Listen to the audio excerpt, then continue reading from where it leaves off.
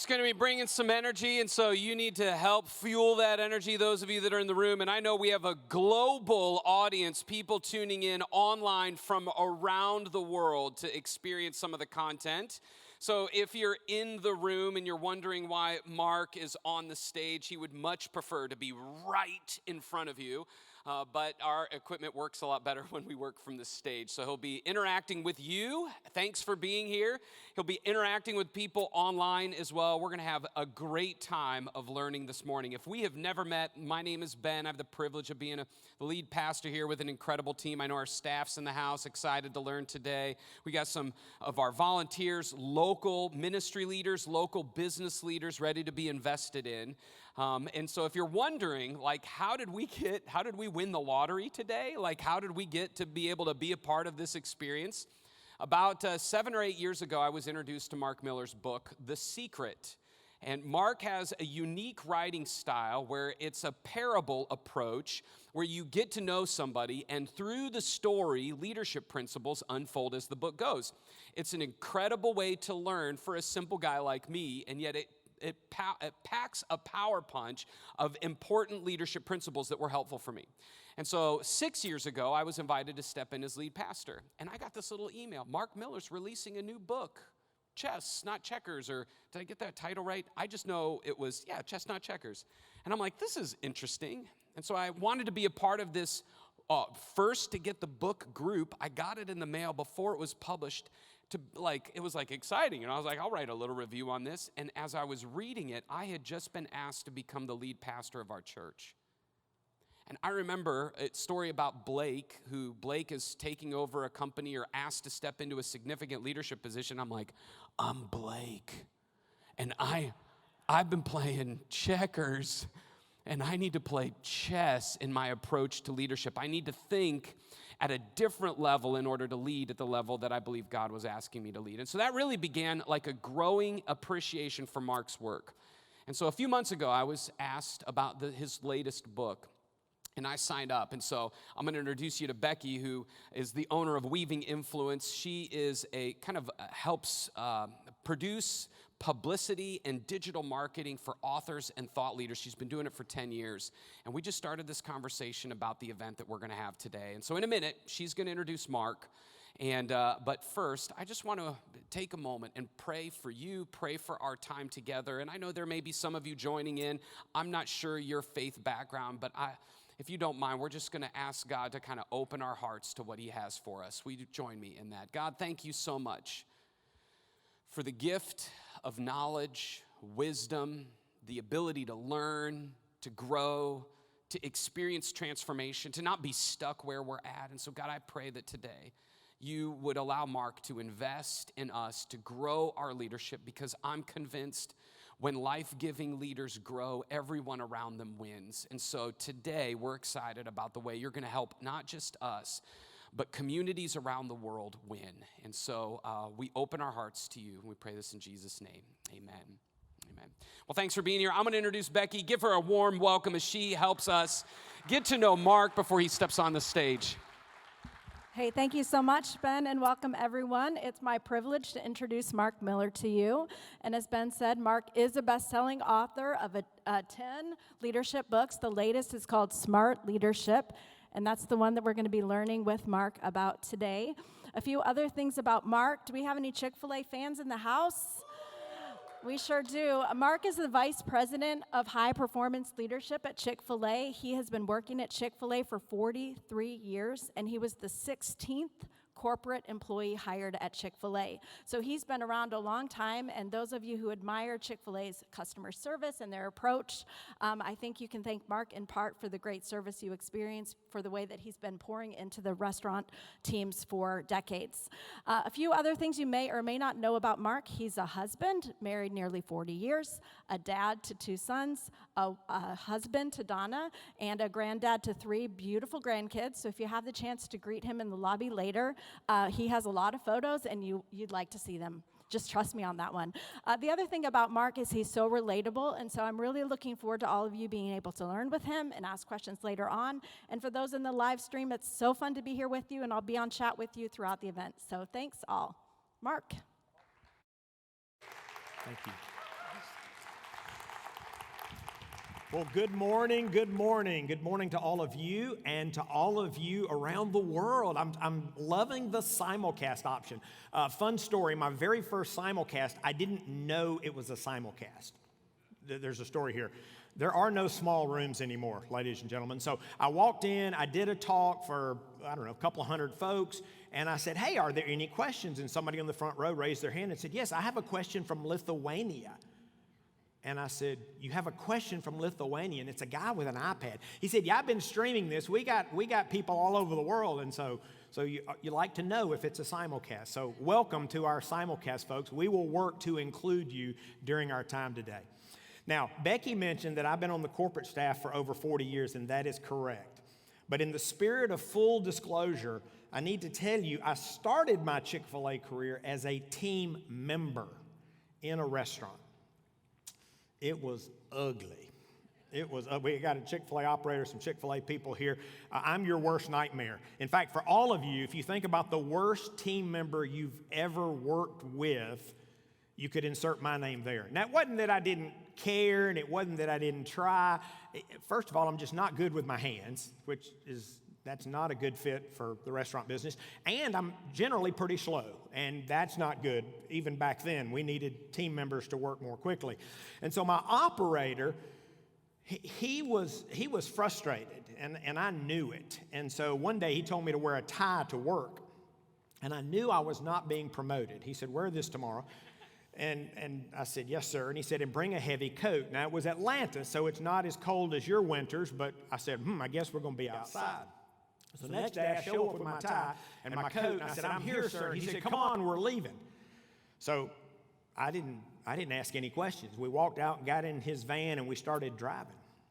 And I don't know how long we drove, but it felt like we drove for an hour, and I was scared spitless, right? And I look at him, and I'd look out the window, and I'd look at him, and I'd look at him. He didn't say anything. I didn't say anything. We drove. Finally, we stopped, and he said, get out.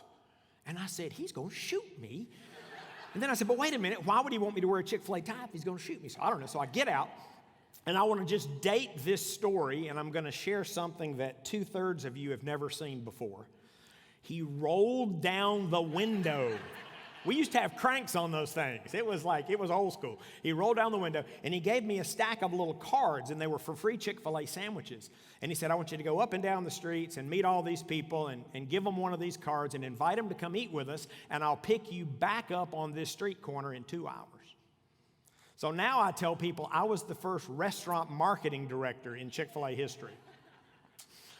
Unfortunately, he didn't need somebody to do that every day, and I found myself back in the restaurant. Tensions continued to rise, and I made a strategic, it wasn't strategic, it was a teenager making a decision. I said, you know what's going to happen? I said, I'm going to get fired. And I thought, that won't look good on my resume, so I quit.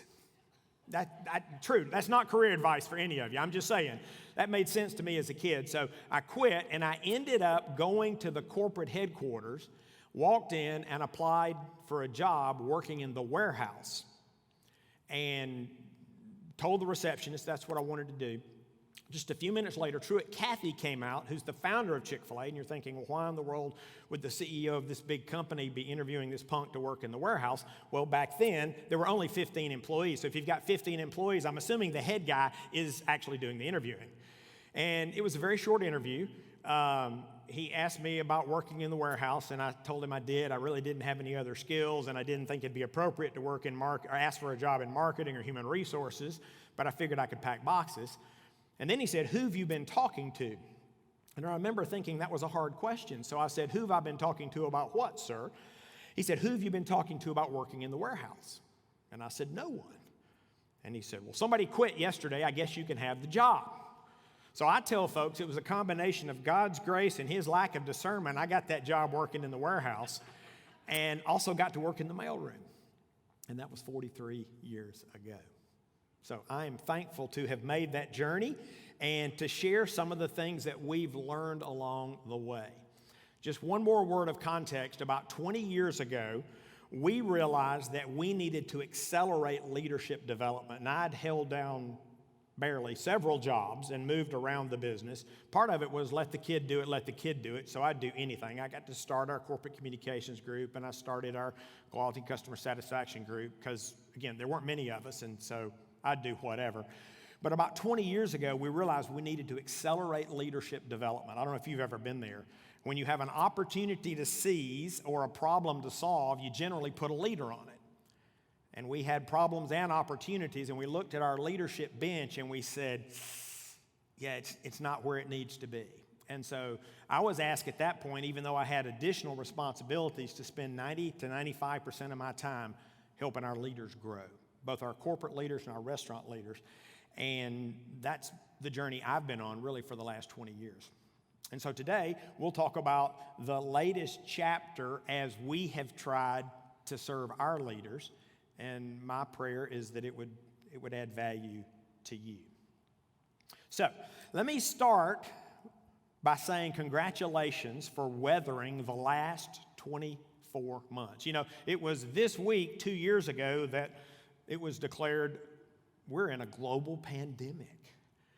And I don't know how that has been for you, but I'd like you to think about it. Think about a word or phrase that represents some of the challenges you faced in the last 24 months. And I'd like to ask our online community to do the same. Think about a word or a phrase and put it in the chat. What were some of the challenges? What were some of the feelings? What were some of the emotions that you felt over the last 2 years? Shout it out. Who's got one? This is one of the first group participation moments. I don't want you to miss it. Refining. Difficult. Exhaustion. Fear. Tested. How about online? We got some good words coming in, Becky? Not yet. Okay, warm up those keys, folks. You're not off the hook because you're not in the room. We need you to be with us here. One or two more. The unknown. Isolation. Anybody worked really hard the last 2 years? I've talked to a lot of people that would tell me they've never worked harder. Well, we started the work that we're going to talk about today, smart leadership, pre-pandemic. And we identified things that you're describing and others as impediments to leadership effectiveness. Things that were hindering leaders from making the impact and making the difference that they really wanted to make. And so what we believe has happened is that the pandemic didn't create the things you just talked about, but it exacerbated the problem. It magnified the problem. And we were looking for some way to categorically talk about those things, and we landed on the metaphor of quicksand. So think about that just a second. Some of you, I would argue many of you, have been in quicksand for the last couple of years. Now, I've never personally been in quicksand, and I don't actually want to experiment with it, but I've done some research. And there's some things we know about quicksand. First, very few people go there on purpose. If you've ever been in it, either literally or figuratively, you might have fallen in it, you might have been pushed, but you didn't jump in of your own accord. We also know from the firsthand accounts that men and women who find themselves in quicksand experience a level of hopelessness in many cases, particularly if they happen to be alone in that moment. Loneliness is also another word that has come up as these survivors talk about their quicksand experience. And then the force and the power it's hard to imagine. They say it's like just being wrapped in wet concrete, but it's so heavy that you can't even move. But like I said, this is actually not a new phenomenon, even if it's been aggravated and magnified by the pandemic. So because we started this, as I said, a couple of years before the pandemic, and we had already discovered some things that were forming our view of quicksand. Little things like distractions.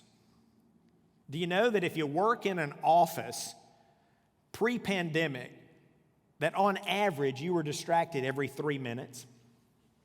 Now, some of you during the pandemic would say, hey, I got kids at home. I was distracted more often than that.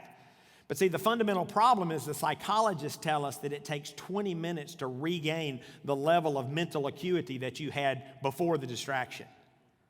So play that through. It is possible for us to work through an entire day without the level of focus that we began the day with, just due to those interruptions. Talk about interruptions, cell phones.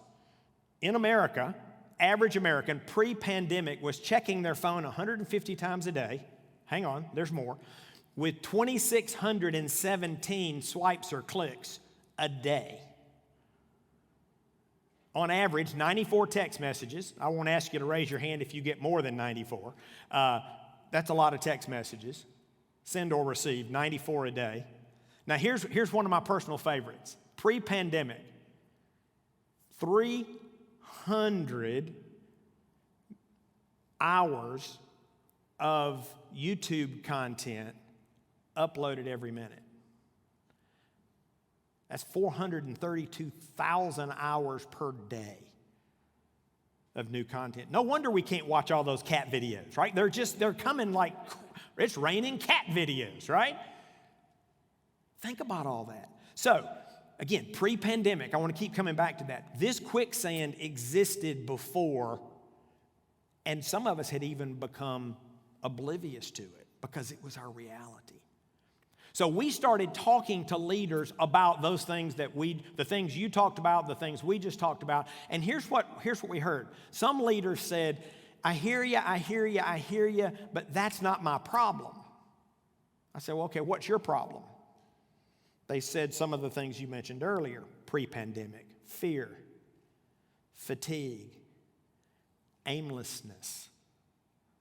Interesting. Success. Yeah, because remember, we were looking for a word to define anything that's keeping you from reaching your full potential and having maximum impact. So sometimes it's not the things that we might think it is. So we ended up lumping all of that into a big bucket called quicksand. And we began our research trying to figure out how to help me and you and leaders around the world deal with the quicksand. Now, we think there are only 3 choices when you're in it. See if this, I won't ask anybody to raise their hand, but see if this connects with you. 3 choices. The first choice is just to sink. Like, give up. And I hope that none of you've done that, but it just gets so hard and it feels so, it feels so impossible. I think part of what's fueling this great resignation we keep hearing about are people that are just saying it's just too hard. I'm just going to quit. And in some respects, you die. Now, you might not physically die, but your hopes and your dreams and your aspirations, they can be extinguished if you give up. Now, thankfully, I don't think that's where most people are. But most of the leaders I know have been working really, really hard at this second option, and that is to swim in the quicksand. I've done it. I bet some of you've done it. Well, there are several problems with swimming in quicksand. One, if we're trying to maximize our impact, you've never seen anybody win a gold medal swimming in quicksand. It's just not going to happen. The physics don't work. But leaders, we're often strong-willed, and we know how to lead. So we just keep stroke, kick, stroke, breathe. Like we know what to do. It's just we don't go anywhere. That's what swimming in quicksand is like. Now, the other fundamental problem is it's not sustainable over the long haul. It's exhausting.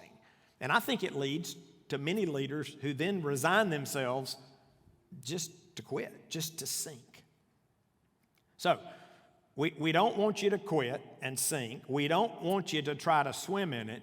So the focus of our research became the leaders that we encountered along the way who understood quicksand, but they either avoided it or if they got in it, they got out. So the third option, it's not sink, it's not swim, but it's escape. And so we began a 2-year journey of studying leaders who had developed what appeared to be unnatural and uncanny ability to get out of quicksand. And many of them are really good at staying out of it. So that became the focus of our research, and that is actually the bulk of the book is about the strategies to get out of quicksand. So let me tell you a story. And again, I've tried to judge the demographic in the room and look at your relative ages. I want to tell you a quick story from an Indiana Jones movie. I'm not even going to ask you to raise your hand because I did this with a group of young people and none of them knew who Indiana Jones was. So if you don't know, he's an archaeologist, adventurer, explorer, fictional character, a lot of great movies. You don't have to know who he is for this story to work, but you might want to Google it. Okay, so Indiana Jones, in one of his movies, I want to talk about the climactic scene. So Indiana Jones has been looking for the Holy Grail, the mythical cup of Christ from the Last Supper. And as legend has it, anyone who drinks of it will have eternal life. So he's been looking, the bad guys have been looking. Indiana Jones walks into a cave. By the way, he's confronted with a knight who has been guarding the cup for 700 years. Obviously, he's had a sip or two from the eternal cup. And he walks in and he sees all of these cups. And he has to choose which one he thinks is the right cup. And while he's standing there contemplating his decision, the bad guy shows up. And so under duress, Indiana gives him the choice. So he's looking at all the cups, and because he's a bad guy, he doesn't have the same decision criteria that Indiana has, right? So he fixes his eyes on the cup that has the most gold and jewels on it. And he thinks, that must be it. He takes a sip, and in about 7 seconds, right there in front of you, just has a gruesome death, kind of melts down. And the knight now utters the famous words, "He chose poorly." He did choose poorly. If you just want to Google that one scene, it's pretty cool. So Indiana now has a choice, like the choice has been passed to him. And this might not surprise many of you. He chose the more simple cup, the wooden cup. And he says, that looks like the cup of a carpenter. And the knight says, you have chosen wisely. Well, we're probably not searching a pathway to eternal life through a mythical and magical cup, but we want to have an impact. That's why you lead. That's why you serve. And so what we determine spending all of this time with leaders is that ultimately what determines their impact, it all hinges on their choices. And so I want to share with you at a relatively high level some of the choices that smart leaders make. Because choices give us agency, they give us opportunity, they give us responsibility. Like choices really do unleash our potential and our influence. So you make about 35,000 randomly choices a day.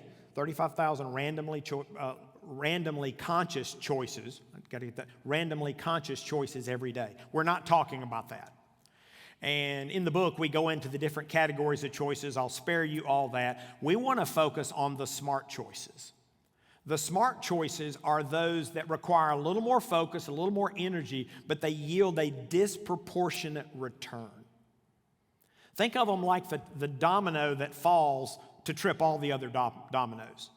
Think of them like keystone choices. They have a positive ripple effect. And so the good news is we've identified 4 choices. And so what I want to do is run through these 4 choices. I want to give you some very practical, very tactical, very pragmatic ways that you can operationalize your choice. Because the choice is that first domino, but then you have to actually do something, right? I can say and choose that I'm going to improve my fitness. Well, then I have to do something, right? So I want to introduce the choices, give you just a few tactical things you can do so you feel like you got something to take home, and then I want to save some of our time for questions. All right, choice number 1. Smart leaders confront reality. They confront reality. Herman Miller, the legendary CEO, he made a comment that the first job of a leader is to confront and define reality. I think that is so true. As leaders, we have to help our people understand reality, which means that we have to understand reality. Now, there are a lot of reasons that leaders don't, and we're not going to get into that today, but that was a consistent and constant theme that we saw in the leaders that we studied, the ones that stayed out of quicksand. They were willing and able to confront reality. Now, even as you hear that, you might be thinking, wow, there are a lot of areas in my life. Like, which ones are you talking about? Well, let me ask you, what are some of the areas that it would be really good for you to know and to confront reality? And again, let's see if we can get some online participants. Think about some areas in your life that you would like to know the truth. Anybody, shout one out. Your relationships. Thank you. What else?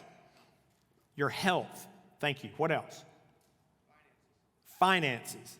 Great. Do we have one, Becky? Mark, I need to let you know that the live stream's on a 90-second delay, so we're going to have to... They're on a 90-second delay, so when I move on, you shout something out. It'll be great. It'll work fantastic.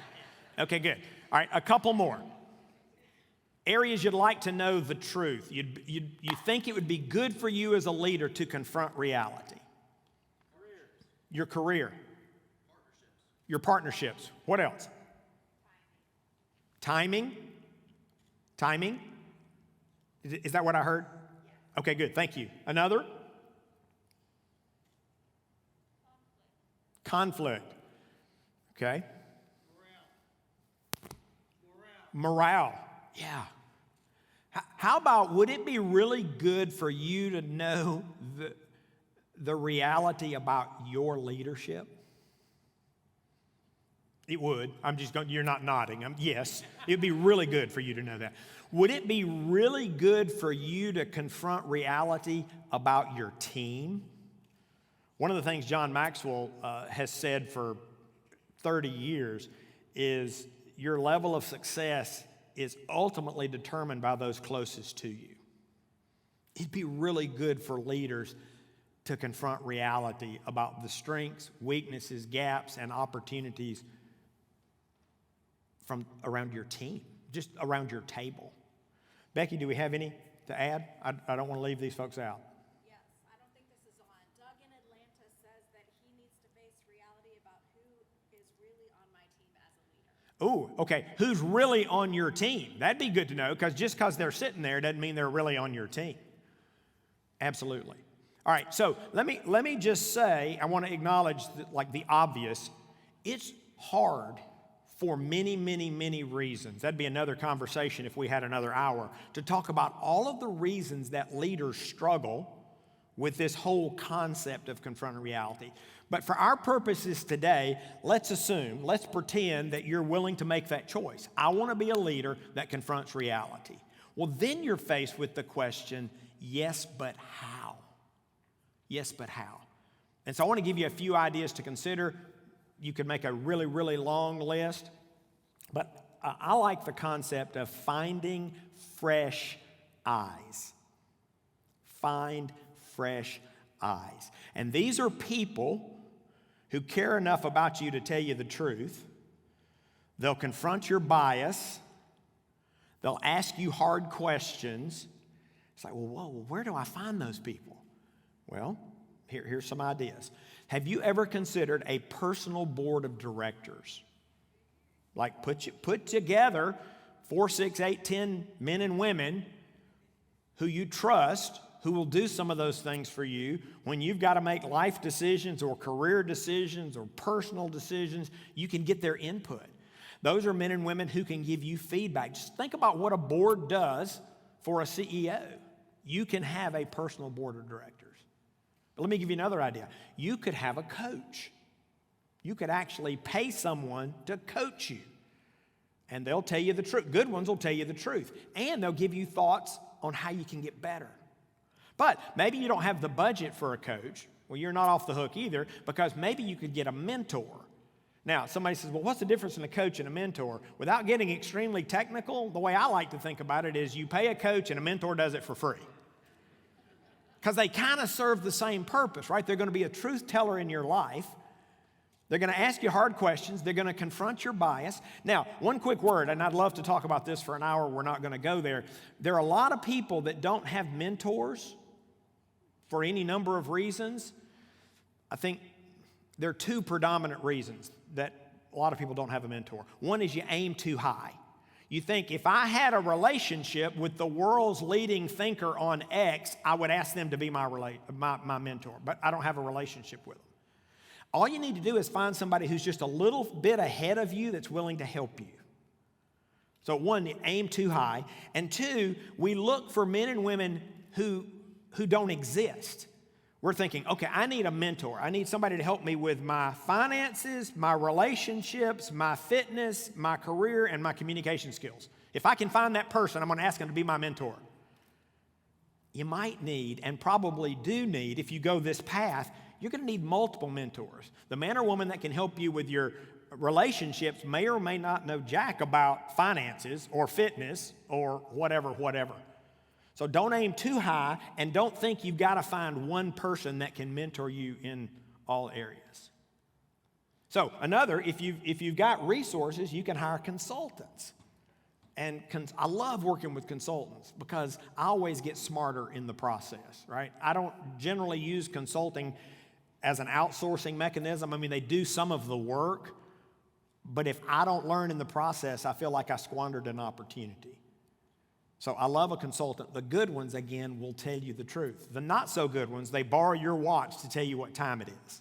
You just don't want those kind, right? You want the ones, they may borrow your watch to tell you what time it is, but they're also going to give you some truth along the way.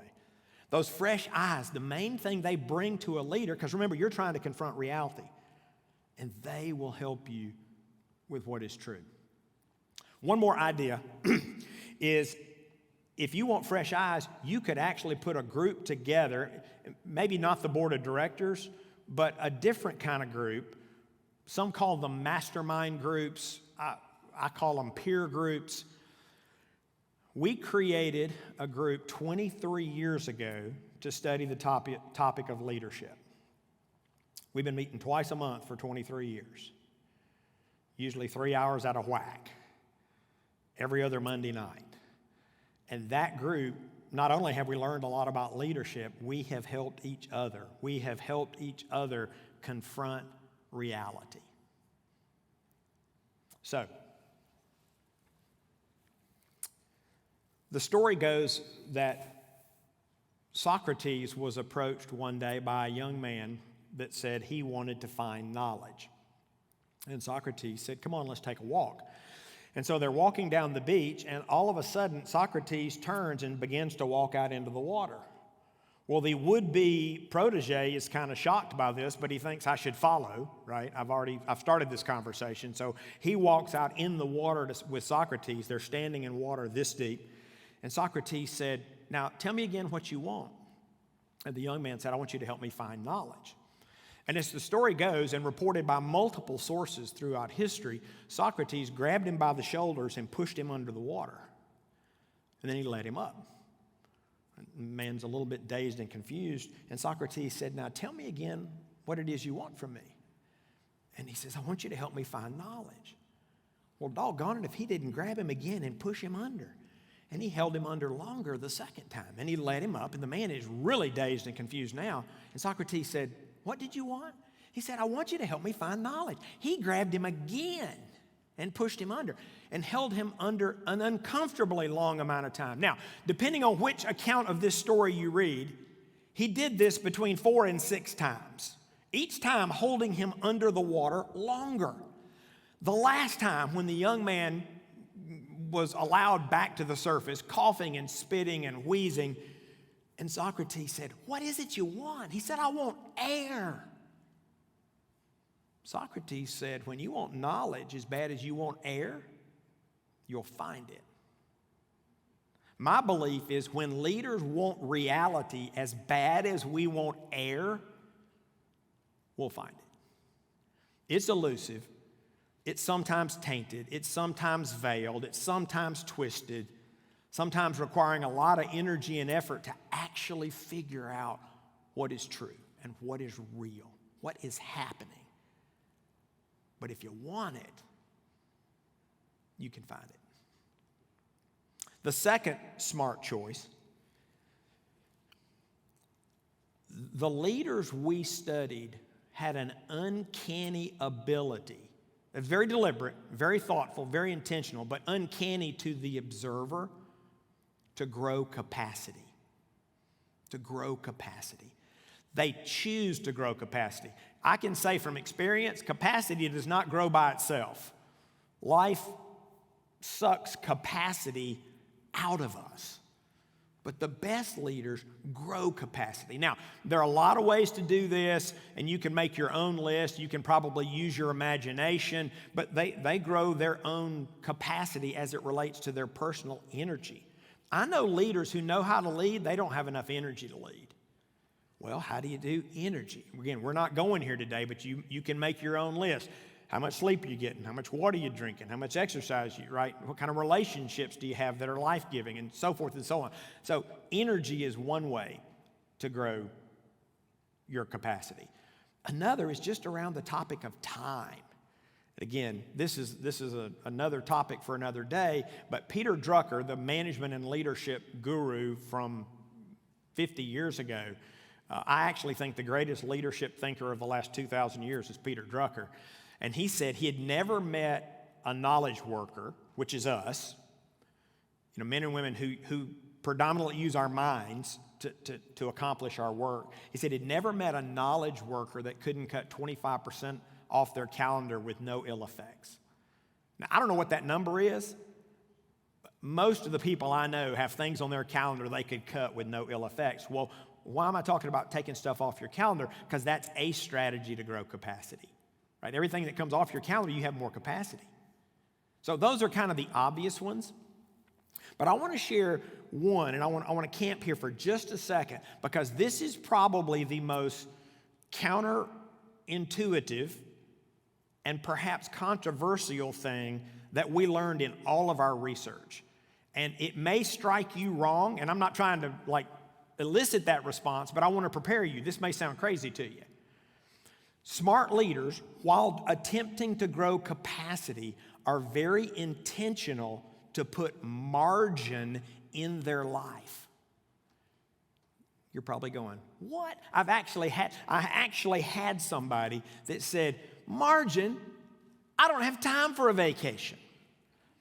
And I said, I'm not talking, you may or may not need a vacation. You might, but I'm not going there. I said, let me ask you this. When do you intentionally and purposefully schedule time to think, to reflect, to assess, to plan, to create? It got kind of quiet. What we've learned is the best leaders schedule time for that.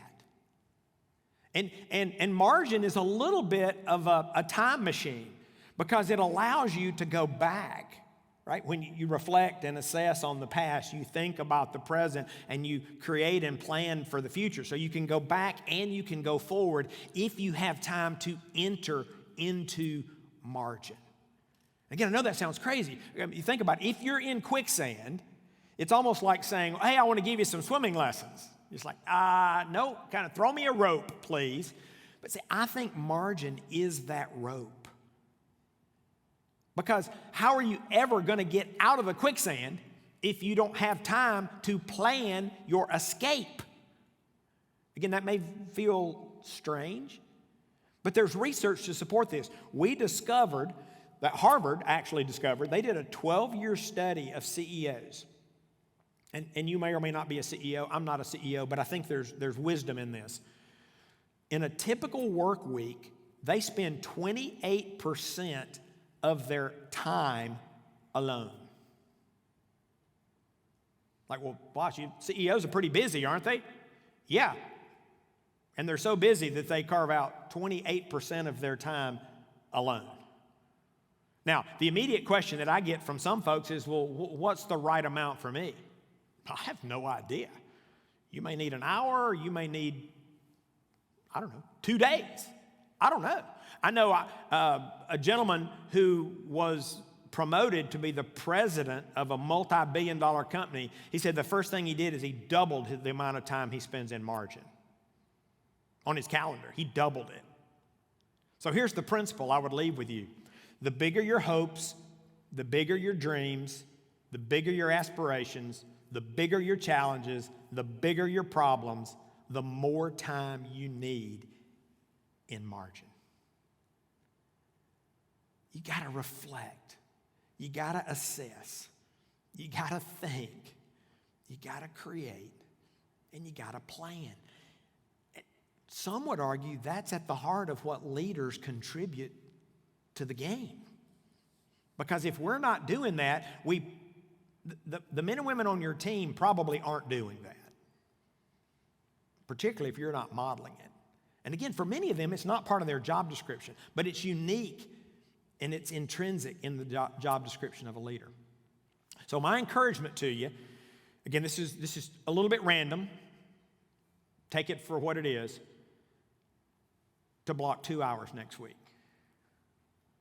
I don't know if you need 2 hours. You may need 20 minutes or you may need 2 days.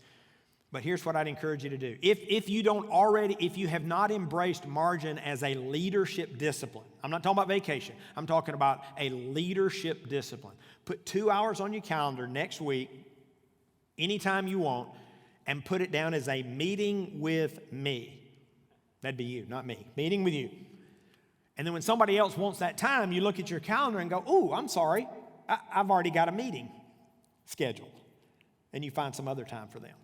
If your calendar is totally full, go find some way to cut 2 hours and give it to yourself and give it to your team and give it to your organization, because that's what we do when we make the choice to grow our capacity. I think margin is a key lever that we've seen in leaders throughout history. And I think we need to take advantage of that. The third smart choice is to fuel curiosity. I've been asked on and off for years in one form or another, is there a leadership fountain of youth? You know what I used to say? I hope so. I'm looking for it because I want to add value to my last breath. I've been looking for it. I think we found it. I'm confident we found it. Curiosity is our fountain of youth. It's how we maintain relevance and vitality in a changing world.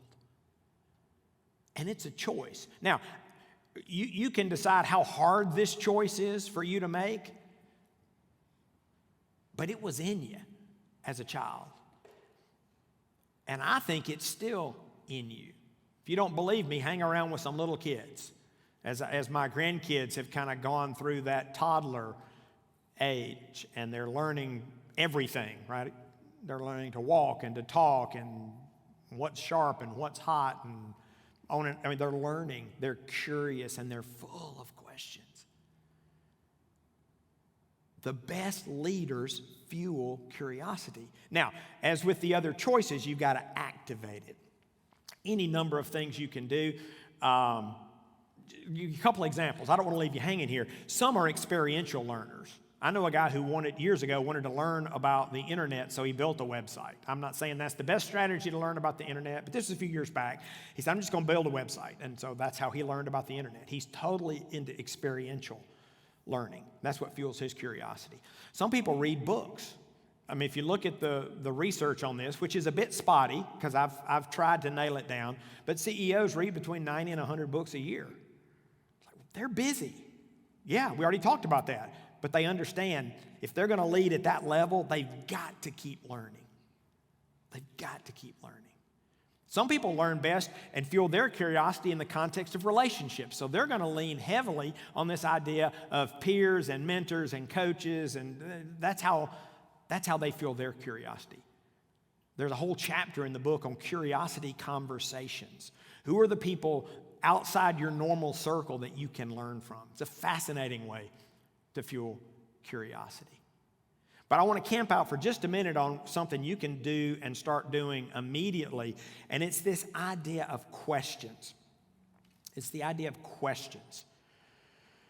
Questions are a powerful way to fuel curiosity. Some of you have heard the name Jim Collins, the author and thought leader, former Stanford professor. He's a friend of ours at Chick-fil-A. He's spoken at our organization on several occasions. He wrote Good to Great, Built to Last, Great by Choice, on and on and on, all instant classics.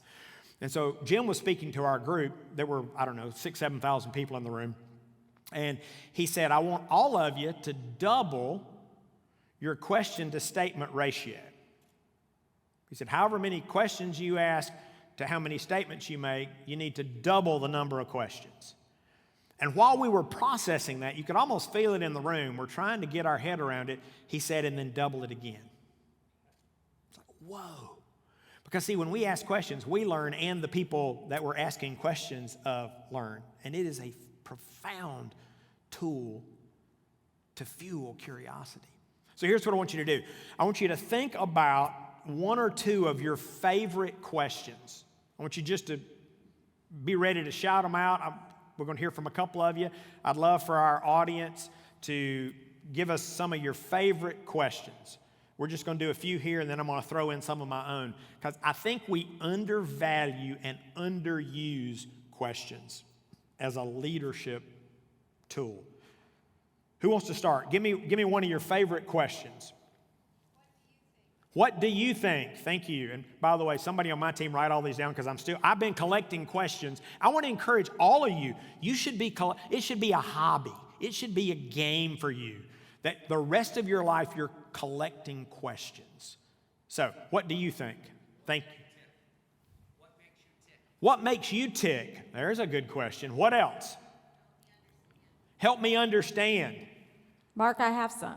Yes, please, Becky. I have Patrick, and he says, can you tell me what that looks like for you, and how would you define that?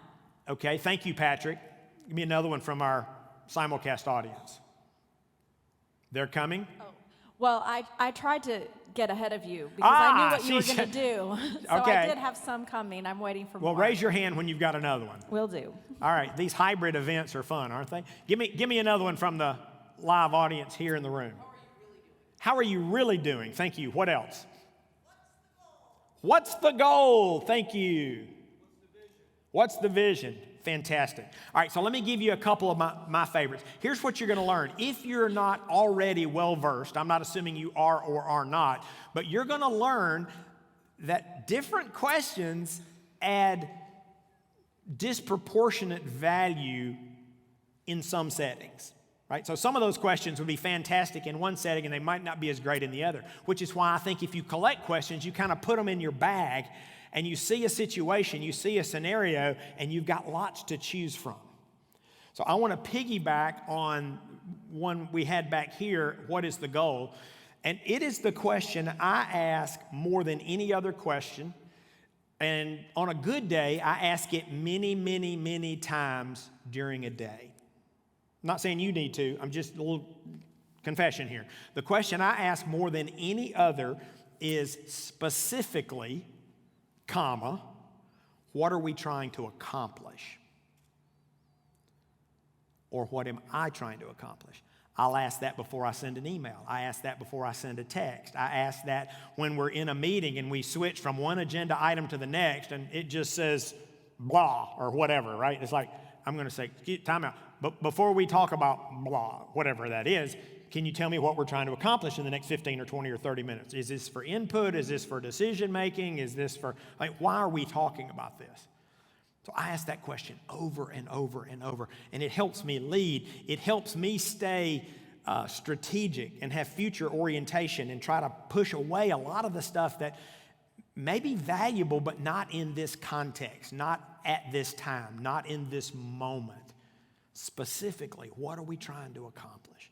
So in an interview setting, I have a rather unorthodox question that I like to ask, and that is, what questions do you have for me? It's interesting what you can learn from the candidate's questions. Just try that and see what happens. How about in problem solving? One of my favorite problem solving questions is, what have others done successfully in a similar circumstance? It doesn't mean we're going to copy them. And of course, the flip side of that is, what have others tried that failed when faced with similar circumstances? Truett Cathy, our founder, used to tell me all the time, we don't have to make all the mistakes ourselves. Like, that's right. We can learn from the mistakes of others. Here's my favorite strategic planning question, and you can define your time horizon, but for me, it's, what do we want to be true in a decade that's not true today? I love that question. I like to ask it about my life. I like to ask it about my fitness. I like to ask it about my finances. I like to ask it about my team. I like to ask it about all kind of stuff, right? It keeps me focused on the future. And then, of course, we've got to find a way to get there, right? To turn that aspiration into reality. What do you want to be true in a decade that's not true today? If you're going to communicate, I like to ask the question, how would you communicate this to a small child? And I've actually tried that, particularly the complicated stuff. We'll try to simplify it, and then I go talk to a 7-year-old and see if they get it. How would you communicate this to a small child? That might make you a better communicator. It just might. Becky, do you have another one? I have so many. Oh, good. Well, give us one or two. Okay. What is your passion? What should keep us up at night that we're not focused on? What are your learnings? Why do we do X? Man, there just are so many. Fantastic. Okay, so here's the bottom line for me, and I don't want to project. I hate it when people. I don't know you, right? This may not be true for you, but the more questions I ask, the better I lead. Period. Hard stop. When things aren't going well, I can almost always, things under my leadership, things I've been entrusted with, things I'm supposed to steward, anytime things aren't going well, I can almost guarantee you I have not asked enough questions, or I have not asked the right questions, or I've not asked them to the right person. So, again, take that for what it is, but whether you use questions or not, I think it's indisputable that the best leaders fuel curiosity. All right, so our fourth choice, some of you are looking at the clock. I intentionally didn't spend a lot of time here because I don't know that there's much to say. It is one of the four choices, but I don't have anything new to say about it. The fourth choice of all smart leaders, they choose to create change. You can make the first three choices and be an awful leader. You can. I know some. Because they don't want to make the fourth choice. You actually have to change something. Change, and whether we're going to initiate it as a leader, is a choice. We couldn't escape. It's like, does this have to be a choice? As I'm working with my team, it's like, well, it is the way every good leadership story ends, with a change. See, there are some leaders, and I would say lesser leaders, and some of them are masquerading as leaders. They're not even leaders, and they think change is a nuisance, and they think change is a burden, and they think change is something to be avoided. They are not leading, because leaders we're paid to change. We're paid to take something from here to here. We're paid to make things better. We're paid to help people grow. We're paid to help organizations grow. We volunteer, a lot of you are volunteers, to help people grow, to create change. If they're hungry, to get them fed. If they're lost, to get them found. This change is what we're supposed to do. It's at the essence of our job description. And the reality is those first three choices enable us to create meaningful, purposeful, strategic, and sustainable change. But you have to decide. You gotta pull the trigger. And that means making the choices and activating it, right? You can say, I'm gonna fuel curiosity, and you don't do anything to actually fuel curiosity, and then you're kidding yourself. Oh, by the way, you're not confronting reality at that point. So, just a couple things about change. It's a choice. You can't miss that. So one of the questions I want to leave you with today is, what needs to change in my life and leadership? It's choice. It's usually difficult. Now, there's a scale, and some things are modestly hard and some are enormously hard.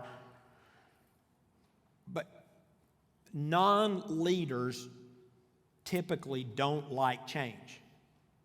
You probably know that. Oh, by the way, that's about 95% of the people in your organization. Some of you, it's 80%. But the majority of people don't like what you're paid to do for a living. I had a woman walk into my office one day. I had taken over a new team at the office, and she came in, this was a few months in, and she said, when are things gonna stop changing? Now, I don't know if this was the right answer from an HR perspective, but I told her when she died, things will stop changing. Or when I'm not your leader, things might slow down. But we're going to increase our reach. We're going to increase our impact. Things are going to change. That's why we're here, right? To make the world a better place, to make your team a better place, to make your organization stronger. That's why we're here. So it's going to be challenging. Not just the nature of the change itself, but the fact that you've got to rally a lot of people who don't want to change. So just that's what we signed up for as leaders. If you want everybody to be happy, then I used to say go be a wedding planner. I'm not sure if that's a great analogy or not, but everybody leaves happy on wedding day. But with leaders, everybody's not going to be happy, and that's actually okay. That's actually okay. The other thing I would say is you've already got the tools that you need. I mean, could you learn a new technique? Could there be something coming on the horizon? I'm sure. But fundamentally, you've got what you need to lead and orchestrate change. What do you already have at your disposal? Give me an example. If you need to initiate change as a leader, what do you have? Influence. What else? You have the internet. What else? Autonomy. You have some autonomy. More or less, depending on your role. But yes, some leaders do. Others? Trust. You hope you do. You have a team that you can rally. What else? You have a vision. You have some authority. And sometimes it's influence-based, sometimes it's authority-based, sometimes it's position-based. How about measurement? How about accountability? How about recognition? Right? These are tools. I'm not saying If you could get a new tool, you'd take it. What most leaders need to do is dust off the ones they've got, because there's something fascinating about a tool. If you've ever thought about this, I probably thought about it too much. There is latent potential in a tool that only comes to life when it is wielded by the craftsperson that's directing it. That hammer can do amazing things. That saw can do amazing things once it's in your hand. Accountability, recognition, measurement, vision, influence, you have to use those things. So my encouragement is to dust off the tools that you've already got and put them to work to make the change a reality. Oh, and then you get to start working on the next change. The reward you get for solving one problem is a bigger problem to solve. Oh, by the way, if you can't solve the current problems, you won't get bigger ones. Don't be shocked and amazed when your next problem is bigger. That's actually the way it works. When you're trying to build a church for 1,000, there are all kinds of challenges. And when you get to 1,000, then you can try to build one for 5,000. And you get bigger problems, you get bigger challenges. What an opportunity. What an opportunity.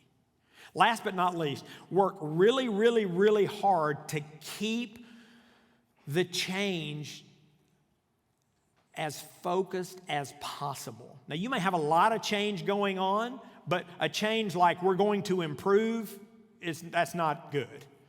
But we're going to improve our drive-through time, or we're going to improve our labor cost, or we're going to improve the number of people I met a lady who leads small groups. We're going to increase the number of people. Keep the change you're trying to initiate as focused as possible. And that'll bring clarity and energy to you as a leader and to the team, because that increases the odds that you're actually going to make traction, you're going to make progress, and you're going to create that change, which is going to fuel the energy and the momentum for the next change. All right, at that point, I want to stop and let's take some questions. Those are the 4 choices. Choose to confront reality, grow capacity, fuel curiosity, and create change. What questions do you have? Becky has a question. Yeah, I have some questions on this topic of margin, and our on-stream guests want to know if those 2 hours should be taken at the same time, and also, is there a common time people find to use their margin, like a best time of the week? Okay. Well, here's the deal on margin. It is very individualized and is very personalized. And some of it has to do with your wiring and temperament. You may decide that 2 one-hour blocks are better for you than a 2-hour block. But my encouragement to you is this is a time for deep thinking. And I don't want to try to over-prescribe here, but the problems you can solve driving to work or in the shower, that's not what we're talking about. We're talking about dedicated time to work on serious, challenging, hard issues.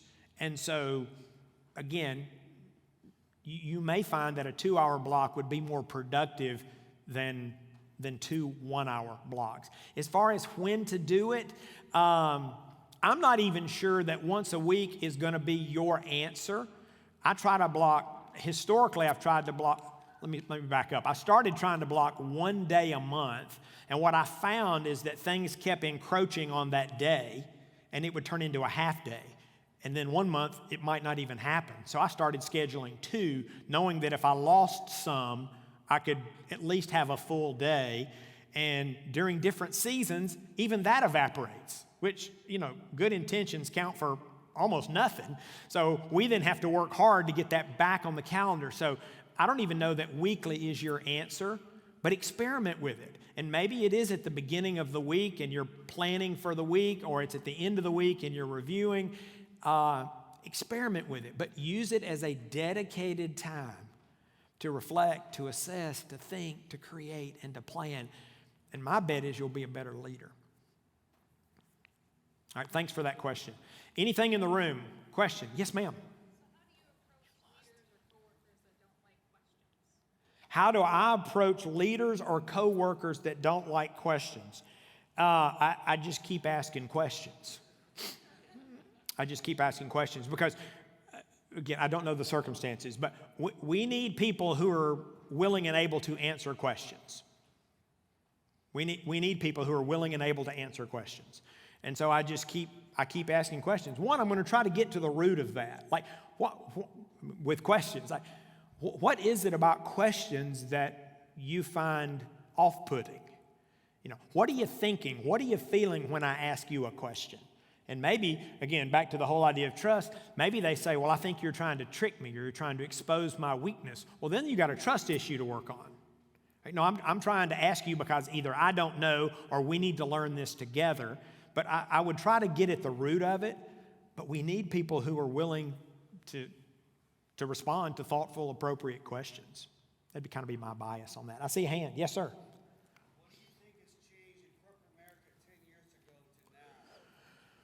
What has changed in corporate America over the last decade? Wow.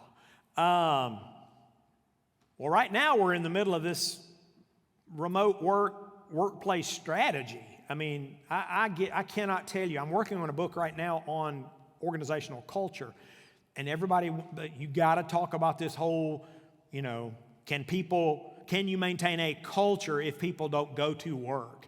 We were talking about this at dinner last night. I think there's been a fundamental shift. And it's not pure. I mean, I don't want you to think this is like hard-edged, but fundamentally, I think there's been a shift in America and potentially globally in the last 2 years, that work is what you do, not where you go.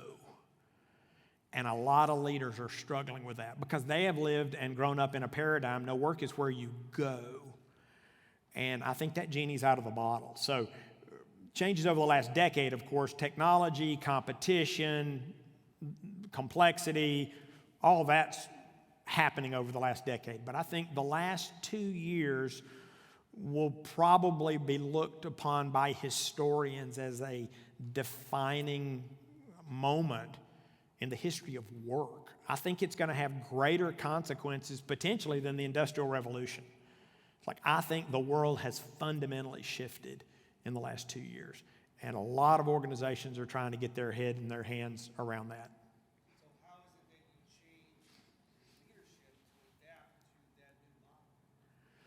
Well, how do you change your leadership to adapt to that new model? I think you got to set expectations, and there's probably some training and there's probably some coaching. I was talking to the head of culture for Microsoft a few weeks back, and they realized they had a problem with their frontline supervisors.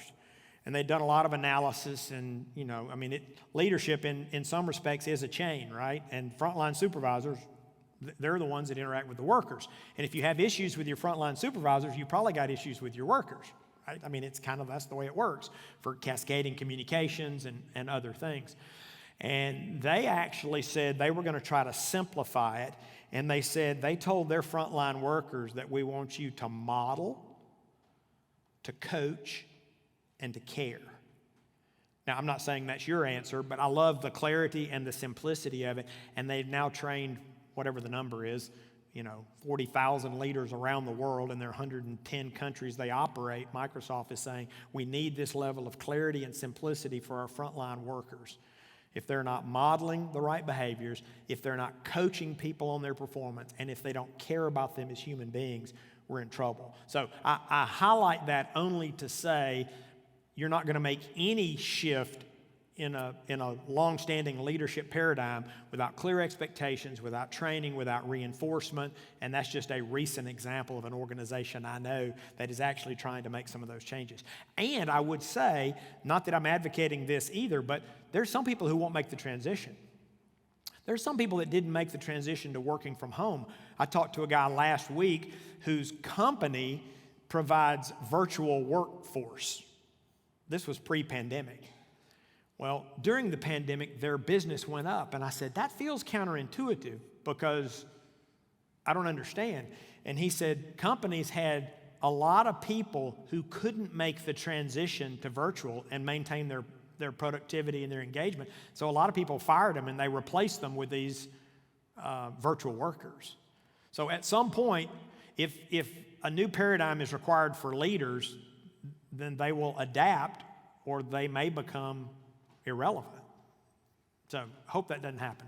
We have a question from our simulcast audience. We have several. I'm going to start with this one. Patrick is asking if you would be willing to share your daily routine that helps you be a smart leader, because he says that he's a big advocate in consistent routine, but it's difficult. Well, I would probably ask Patrick to share his. Here's the deal. I'll resonate with the last part. It's difficult, and I'm not a guy that is high on routine, as it sounds like Patrick might be. I do try to learn something every day. I try to add value every day, so I have some conceptual things I'm trying to do. And when I'm driving, I'm trying to fuel curiosity. I tell people I'd rather listen to the radio, but I'm probably listening to an audio book or a podcast or something, not because by temperament I'm a learner, but I believe that your capacity to grow determines your capacity to lead. And so I just made a choice about 40 years ago that I'm gonna incorporate learning and personal development into my routine. Again, it's probably not as routinized as I hear Patrick asking. But I do know leaders that do a morning review or an afternoon review of their day, and whatever floats your boat in that regard. But don't miss that it's hard. I think the world wars against leaders. I think there's a conspiracy that leaders are trying to create change. The order of the universe is towards stability, and leaders are actually trying to do something. Nature's always looking for a state of equilibrium, and leaders are always pushing against the equilibrium. So you got all kind of forces that make it hard. So he's not crazy, he's right. It's hard to lead. It's hard to lead well, whether you're talking about habits and routine or just doing what we do. So hopefully that gives you some comfort that you've not lost your mind, at least not on that point.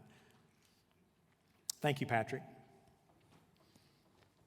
Hello. I hear something. Hey, hi there. My name's Gabe, and my question was, in the context of the 4 choices that you laid out, what's the best advice you have in terms of breaking bad habits in leadership? The best advice for breaking bad habits. Wow. Okay. You probably need to be really specific. So let me say this. I love questions, and then I don't like trying to give really simple answers to really big questions, so sorry, but let me try this. I think you need to be really specific to start with, and if you've got a lot of bad habits, prioritize them. It's like, okay, number 1, bad habit, number 2, bad habit, and I would say you need to be really specific, and then you need to set clear intentions for what will replace that habit. Charles Dugan did a book called The Power of Habits, and others have written on this topic. I think it would be important if you can establish new habits with appropriate triggers and rewards to replace the old habit. I don't know how successful you would be in just eradicating it if you don't name it and then replace it with something. So when I want to eat a chocolate chip cookie, I'm going to eat, I don't know, a carrot instead. That's probably an awful example, because who would do that? Who would do that? But I think Dugan's work, he's written and researched extensively on that. But I would say it's going to start with you being very specific and naming the habit. I think that's where you'll have to start. And again, I'm a huge fan of accountability. I'm a huge fan of measurement. I mean, these are things that help people and organizations change. So that's probably what I can do in the time frame we've got here. Confronting reality you talked about. Yes, ma'am. In terms of working with a leader who's not confronting reality, who are working with a team who has a leadership team who has a different view of reality, how do you talk through that? Yes. Okay. If you're working with a team or a leader that has a different view of reality, I mentioned earlier, I'm not even sure I got his name out. It's Max Dupree from Herman Miller. The first job of a leader is to define reality. You may have to define reality for that leader or for that team. And if this is a man or woman that's under your leadership, your view of reality trumps their view of reality. even if you're wrong. I mean, in those types of situations, the senior leader trumps the junior leader. And so I would say you got to try to take them on a journey of discovery for what is real and what is true. And at the end of the day, you may have to agree to disagree, and that they are going to embrace your definition. Because it's your accountability, right? Based on what I think you just said. Yes, Becky. Question. Okay. I have a question from Alejandra in Buenos Aires, Argentina. From Buenos Aires. So even if frontline workers are clear about goals, how do you build a unified way of doing things? How do you create alignment? Okay. Nothing like saving an easy question right here at the end. Well, first of all, I don't want to assume too much as I'm trying to process the question. Everything doesn't have to be done the same way. If there's goal clarity and there are boundaries, you can actually have different people that will take, or even different teams that may take a different approach. I think what you've got to look out for, is implied, is the misalignment, right? I don't know, depending on the work, because some things you need to do it the exact same way, and other things you don't. How do you do it? You cast a compelling and clear vision. There's got to be reinforcement. You've got to amplify the aspiration. You've got to be sure that it's part of your selection, depending on what it is, that it's part of your training, that it's complicated, right? Alignment is what organizations spend a lot of time on. Because when you get alignment, of course, you get a level of synergy that you can't get work independently. So I think there are a lot of it depends, unfortunately, in my response, but don't assume everybody's got to do everything the same way. When they do, you've got to begin the process of creating alignment. And then you've got to stay on it, because organizations and teams drift. And they don't generally drift in a good direction. Leaders have to bring them back. Reestablish the vision, reestablish the boundaries, reestablish the cultural norms and things of that nature. All right, so here's what we're going to do. We're about out of time. I want to acknowledge that you may have more questions.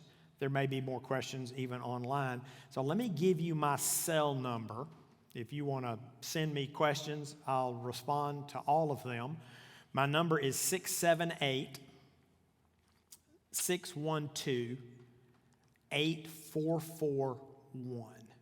678-612-8441.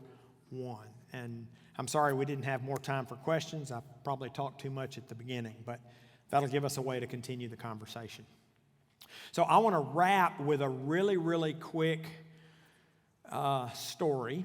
I'm working right now on a graphic novel to take some of my previous content and try to make it more accessible to current and future generations, particularly young people. Although I understand a lot of people enjoy graphic novels, I think from a demographic standpoint, we're really trying to reach a younger audience. And so I have the unique privilege of working with a former creative director from Marvel, and it has been a fascinating experience. So maybe at some point in the future, I'll be able to share that with you. It's been a very slow and arduous process, but we're making headway.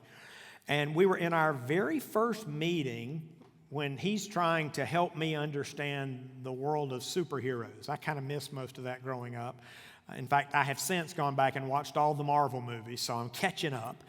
But he was trying to help me figure out, or to indoctrinate and orient me so that we could actually create the stories that we would need to create. And we ended up on the topic of superpowers. That's a pretty fascinating topic if you really want to think broadly about it. And I walked away from that conversation with a realization that we all have at least one superpower.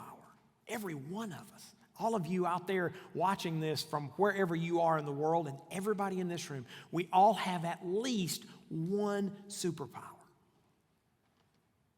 And it's our ability to make choices. I don't know how much you've thought about that. Now, I do know there are people in the world whose choice set is limited. I understand that and have a painful and growing awareness of the plight of the under-resourced and those that have been not treated well by our world, around the world. But by and large, choice is a God-given superpower that we have. And I find that very, very encouraging, particularly when I'm talking to a bunch of leaders and we're thinking, we're trying to change our world. Maybe it's just your team, maybe it's just your department, maybe it's just the volunteers you serve, maybe it's a church, maybe it's an organization. Maybe you're just trying to help one person live a better life. You're trying to help them change their world. Well, the linchpin between all we know about leadership and our future potential, it's right there. It resides in our choices. And we'll make a lot of choices in our life. You'll make tens of thousands of them today. But I just want to encourage you. Focus on the smart choices. When you and I choose to confront reality, when we make the choice to grow capacity, when we choose to fuel curiosity, and then we muster the courage and the discipline and the will to actually create change, we can change our world. And if enough leaders change their world, we'll make a dent in the whole stinking planet. So that's my hope, that's my prayer, that's my encouragement for each and every one of you. Be smart, and the world will be a better place.